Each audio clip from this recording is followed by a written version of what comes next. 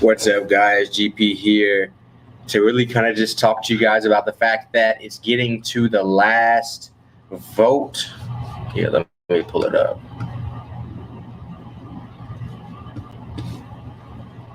To get consumption lounges into the state of Nevada, which is a huge step because that's what we all want. We want to be able to smoke weed where we want to be able to smoke weed.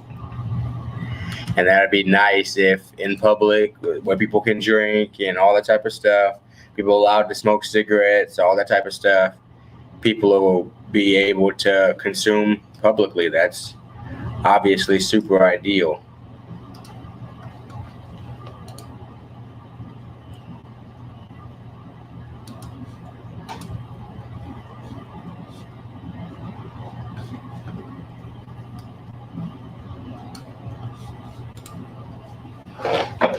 So yeah, Nevada legislator sent the bill to the governor's desk. So I've been learning a lot about politics and how voting and all that stuff works since I became interested more and more in weed, really, because I guess that's what it takes to learn about politics is being actually caring about some shit. So the governor's desk is typically the last step.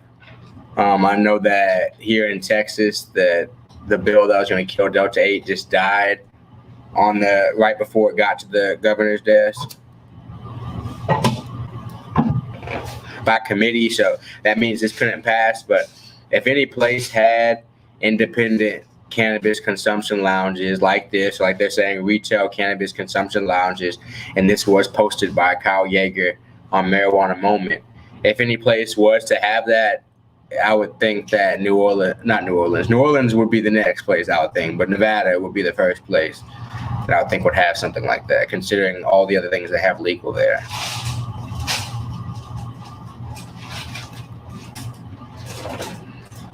So that's dope. Here in Houston, I mean, I would love to have consumption lounges, even if Houston started popping up with more like Delta 8 consumption lounges, which there are a couple. But if more popped up here in Houston, I even think that'd be super dope.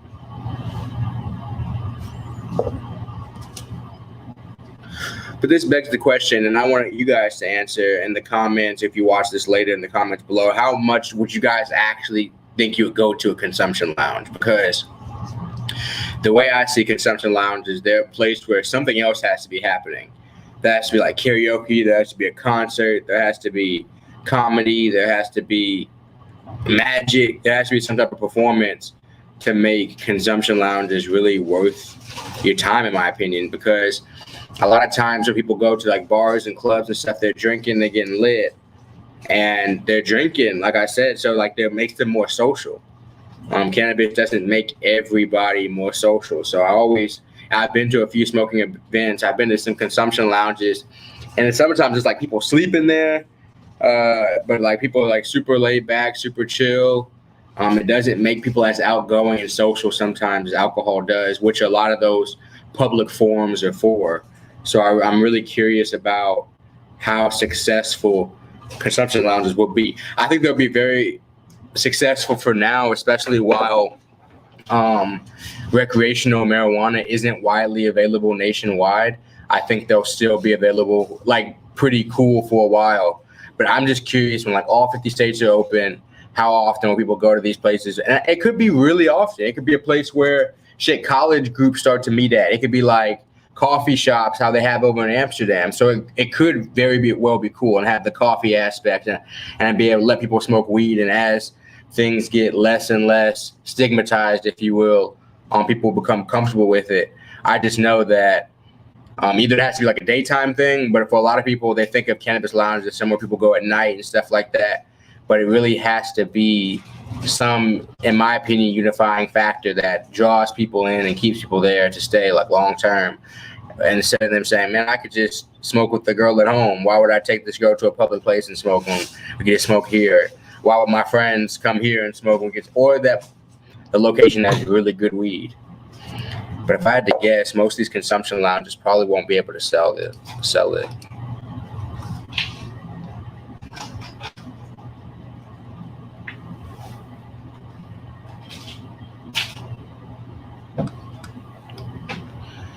So it can have it for resale. It can sell other companies. That's interesting too. It can sell other companies' products there.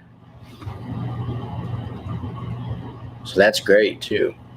So if it can be bought on site, consumed on site safely, and I think that's a great thing. The next thing I do want to talk to you guys about consumption lounges, though, which is very interesting to me. Should a consumption lounge have a parking lot, or should you have to Uber, scooter, bike there, because a Lyft there, whatever?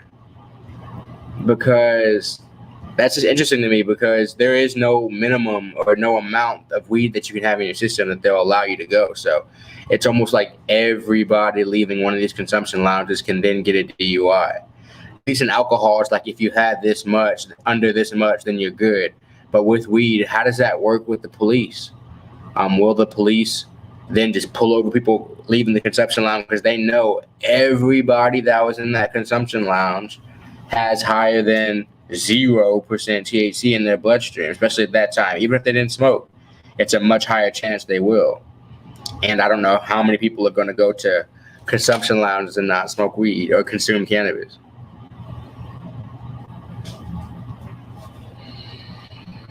I don't know. It's an interesting thought to me. You guys can put that, what your ideas, in the comments, because that is something that I have a question about. Is how do you leave? How do you leave legally? Because when I went to a consumption lounge in Colorado, I'll tell you, we just drove, just left, like anybody else would. It's like anybody else would any other time, and they're going any other place. But if a cop had just been sitting outside and just wanted to pull us over as soon as we pulled out of there, we technically probably would have been breaking the law.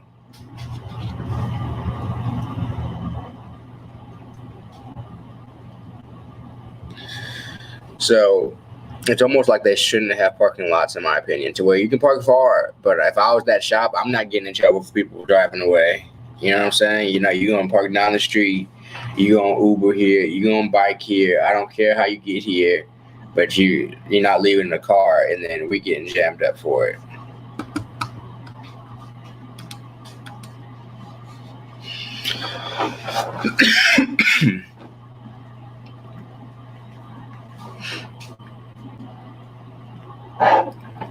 It's just interesting to me. I don't know. But I hope that it's done well. I hope it's done correctly. And I hope they're cool, because it's definitely something that I want to visit. They have some consumption lounges I've seen online, at least in OKC, that I really want to visit. But OKC is also a medical state, so it'll probably have to be something I get together like before I go out there or something,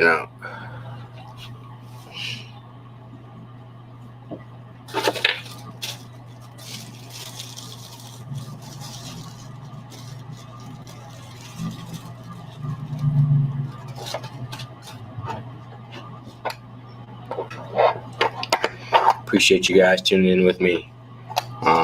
Definitely wasn't planning on this being too long of a video. Just wanted to, just like keeping people updated with news, really. Because weed's coming, and it's cool, but it's definitely got to be monitored on both sides. Really just monitored by weed enthusiasts as well, because or else like laws may be established that seem great, but may not be. So we just kind of have to stay on our P's and Q's and keep our representatives accountable. At least just say something. That's all I try to do. I don't know what much more I can do. I can vote when voting comes up, but kind of like if you can just keep people aware, let people know about it, maybe people that do have impact can make an impact, And shout out Marijuana Moment. Marijuana Moment is definitely a dope ass website. It definitely has great up to date marijuana news. It's constantly posting articles like all the time.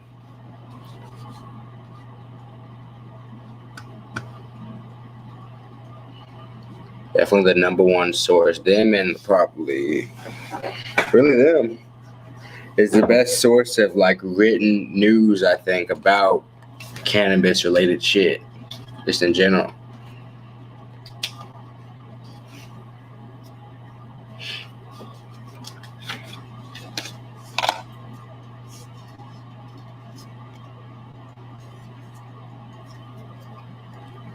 But I'm going to keep reporting on more and more news. Obviously, have the reviews keep coming out. We have a review coming out tonight. Depending on what channel you're on, if you're on my personal channel, welcome to that channel as well. I do some reviews there. Most of this be having fun. But on CBD Hemp Library, definitely we'll have some reviews coming up.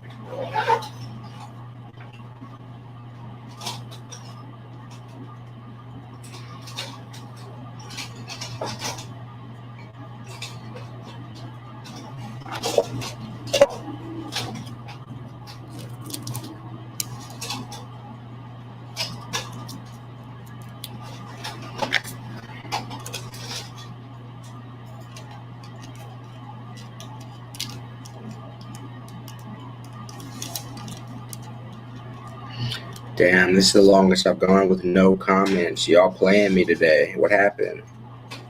Y'all been in there too. I could see if it had been nobody, but y'all don't want to comment. I guess y'all don't have much to say. I guess it's probably, I haven't met too many people in our chat that said they're from Nevada. So yeah, most people probably come in this shit not this shit not relevant to me. And I understand.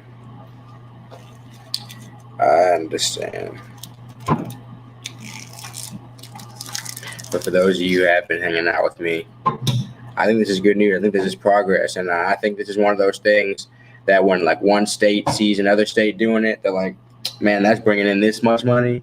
All right, let me try it. So that's why I see this stuff as like important, really. Not so that I'm going to be running to Las Vegas to go smoke in a cannabis consumption lounge, but more so because it just makes it seem one step closer to other states having it. To one state saying, hey, they have it. It's not that bad over there. For another state to say, oh, you're right. Let's do it. You know? That's really what happens with a lot of shit.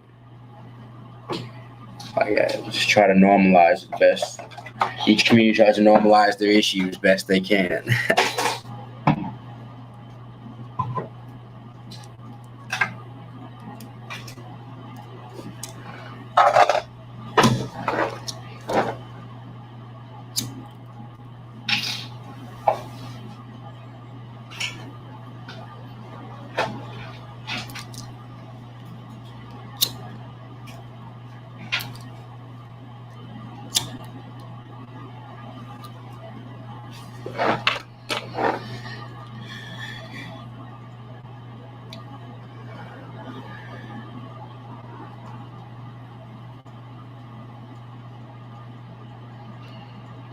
Man, I've been writing out lists a lot more about stuff I need to do, and it actually helps so much. It's crazy.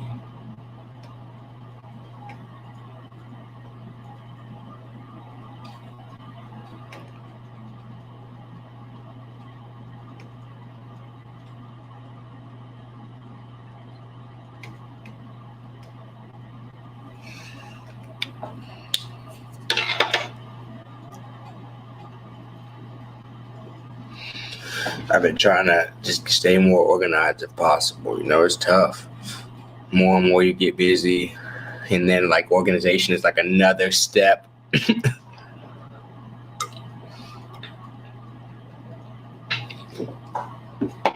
On top of what you already have to do, but it's part of getting older, I guess.